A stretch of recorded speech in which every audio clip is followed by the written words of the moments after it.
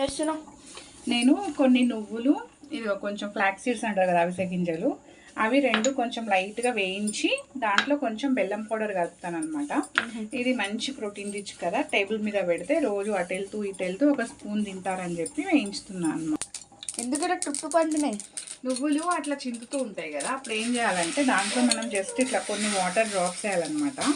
Water drops వేసి ఇట్లా కలిపామనుకో అట్లా నువ్వులు ఇట్లా పట్మని ఎగరడం ఆఫ్ అయిపోతుంది. నువ్వులు కూడా మంచిగా వేగుతాయి అన్నమాట.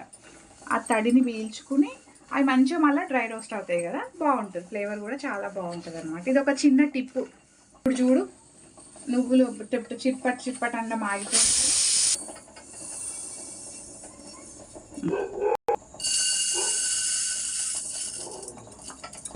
ఇవి కూడా ఒక 2 మినిట్స్ వేయించామనుకో మంచి ఫ్లేవర్ వస్తుంది. ఇవి కూడా చిప్పట్లు ఆడే వరకు వేయించుకోవాలన్నమాట. ఇప్పుడు వేయించుకుని కొంచెం స్టవ్ ఆఫ్ చేసేసుకోవాలి మనం. చూడు, కొంచెం అన్ని పలిగినట్టు అయినాయి. చూడు, కొంచెం పలిగినట్టు అయితే వేయించడం అయిపోయినట్టు లెక్క.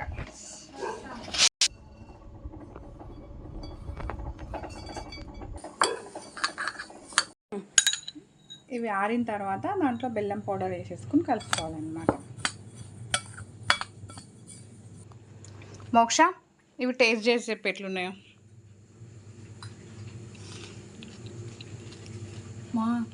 టేస్టీ ఉన్నాయా లేదా? తినగలుగుతావా లేదా?